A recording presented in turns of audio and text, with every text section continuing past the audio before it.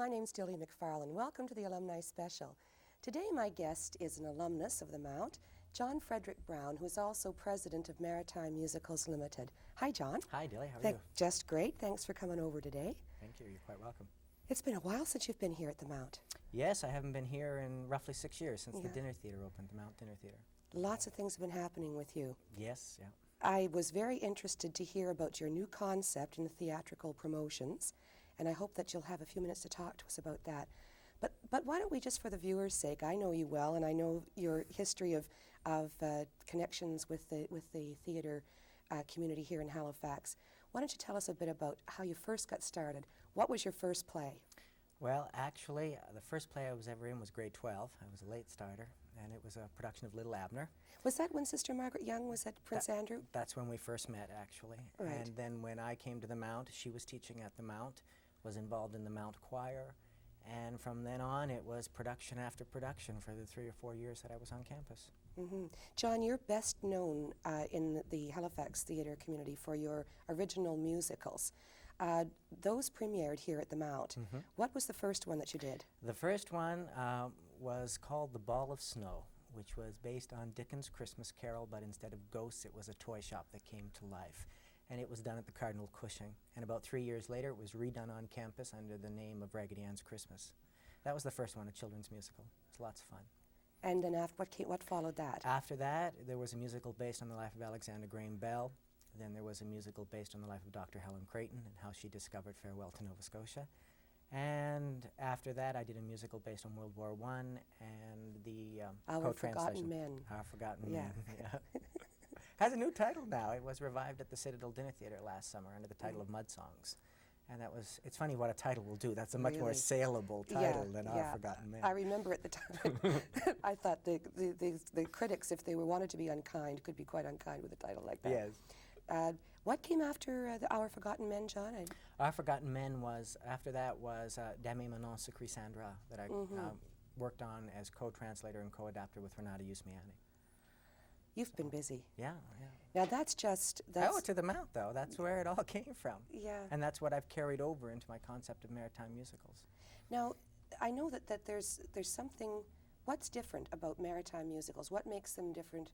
For instance, why would a theater group, whether it was a high school group or a community theater group, why would they be more interested in your play than they would be in, say, Annie, Get Your Gun or something like that? Well, it sort of comes out of the development of how those scripts came. When I listed the titles, Our Forgotten Men and Helen Creighton and Alexander, they were all historical dramas. They were researched. They are correct, historically correct, accurate. They are just put into stage presentation. And they're based on... Nova Scotia history. Nova Scotia history. And that's what Maritime Musicals is. It's a leasing agency for musicals that are based on Nova Scotia history by Nova Scotia artists.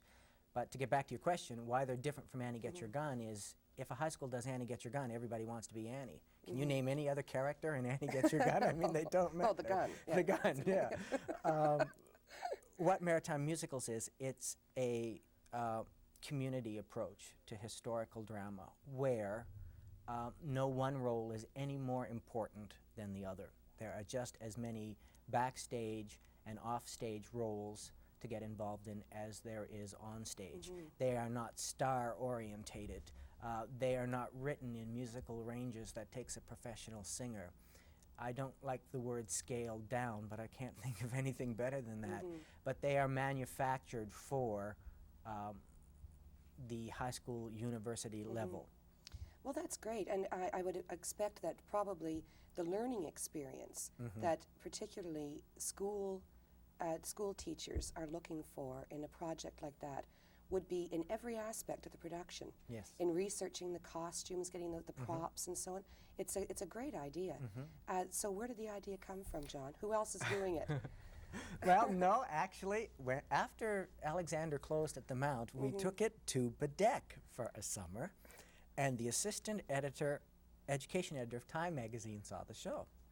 And he wrote me a glowing letter, which appeared in the Cape Breton Post, which said what a wonderful educational tool, how it would help introduce students to the customs of the early 1800s, and as I kept rereading the letter, I realized that he had actually given me the whole concept for what I wanted to do in the future. And it sort of came from his original review. John, that's a long time ago. Yeah. When did you start writing these things? How long has this project been in the works? Well, Raggedy Ann's Christmas was probably 78, and The Collector was around 1980.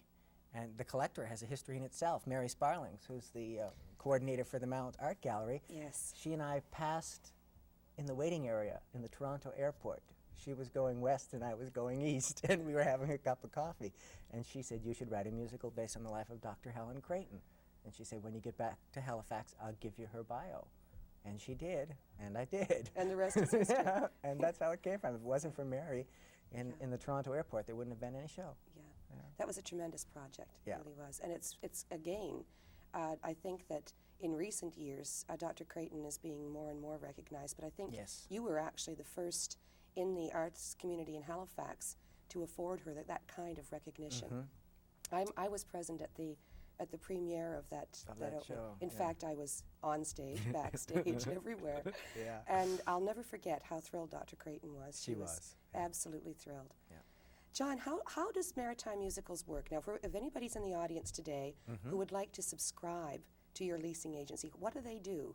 Well, I operate through a post office box, and I have a brochure and all the reading material that's available. The productions are prepared on paper, script and music-wise, so they are available for rental just like any other leasing agency. Right. So Simon French, the sort of thing, Yes. and you're going to be the Simon French of Halifax. Maybe. Yeah. Hopefully. Oh, I have no doubt. I have no doubt. Yeah. Yeah. Well, that's and what the arrangements. I'm thinking now about a lot of plays and dramatic productions from that source are either a kind of benefit kind of thing. How would people expect to pay for? Would you pay by the performance for the? What arrangement would you make there? Okay, one of the differences in the financial arrangements for the shows that I handle, and I hope to pick up other maritime artists as I go along, is that they can be paid afterwards out of the door Great. receipts. And from the fact that most of the best shows are handled from American companies, and you now have to add 30 cents onto every dollar. Yes. And that makes American shows very expensive to produce.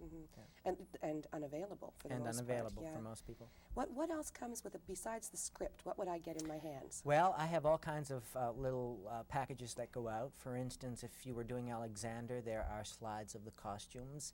If you were doing The Collector, there are slides of the original set design used at the Mount, which were slide projections that were originally That's done. right, yes.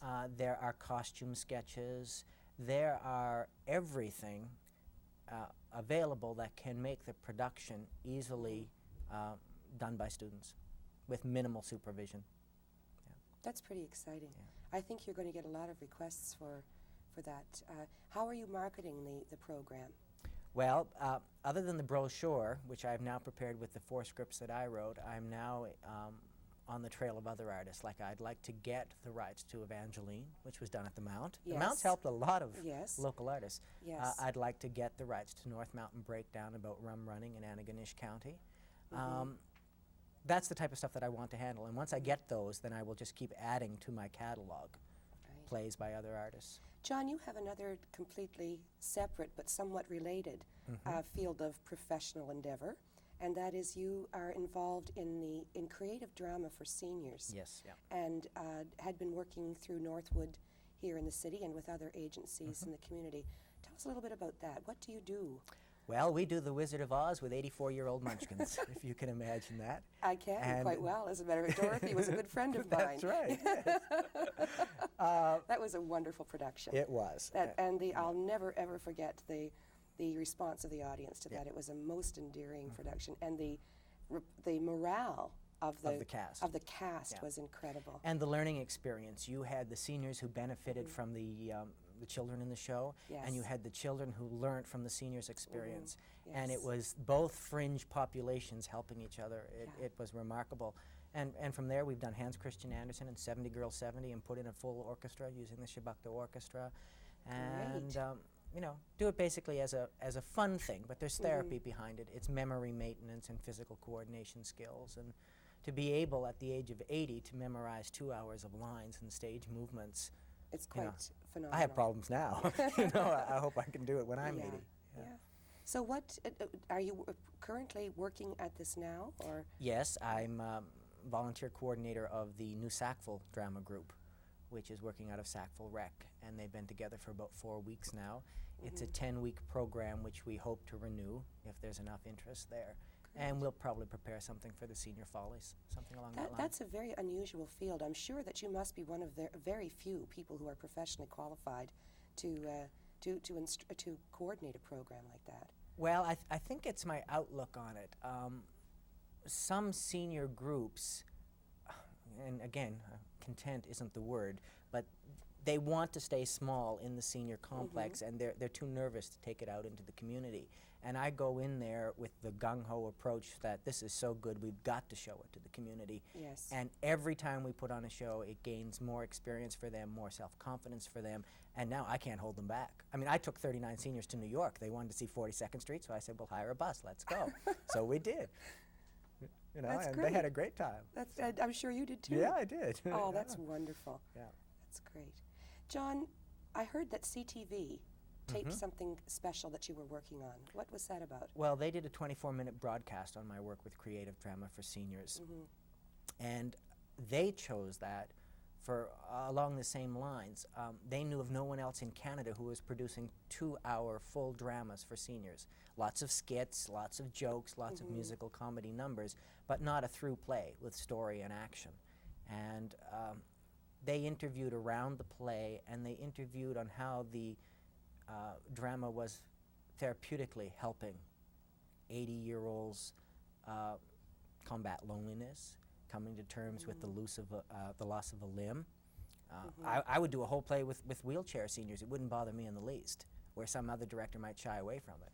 But I'm sitting there thinking, oh, Bly's Spirit and wheelchairs, wouldn't that be great, you know? And the talent is there to do it.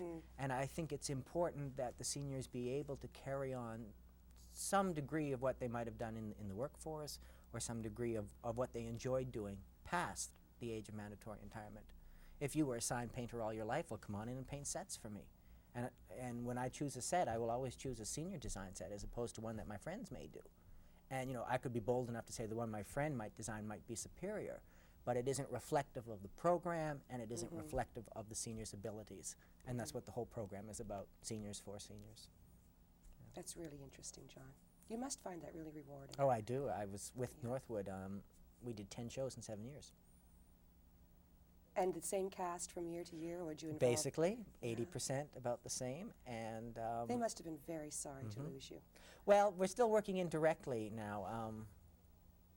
Raggedy Ann's Christmas has finally gone to ATV, and I'm supposed to hear in June whether they're going to film it as a Christmas special. And if they do, it will involve seniors. Again, that Great. same intergenerational approach. That's great. I had an 82-year-old Raggedy Ann. It was marvelous, because I redid the show with the seniors. John, you probably have more irons in the fire than anybody I've ever met in my life, and close calls are always a part of the theater trade. I know that success is probably measured in different terms by different people, but I'm sure you must feel a great deal of satisfaction to see what began as a kernel, a creative kernel, as a student here at the Mount, to develop into something that's serving the community. And I really hope that this concept of yours will prove to be something that you can carry on with, so that you can continue to do your work and stay in Halifax with us. I hope so. And help continue to serve our community. Thanks a lot for coming in today, and I want to remind our viewers that if you're interested in more information on either the Maritime Musicals Limited and the leasing agency that John's been telling us about, or if you'd like to speak with John about creative drama for seniors with your agency, I would ask you to contact the Alumni office here at the Mount at 443-4450, extension 136. So I want to thank you again, John, for joining me today. And I'm Dilly MacFarlane saying goodbye, and I'll see you next time on the Alumni Special.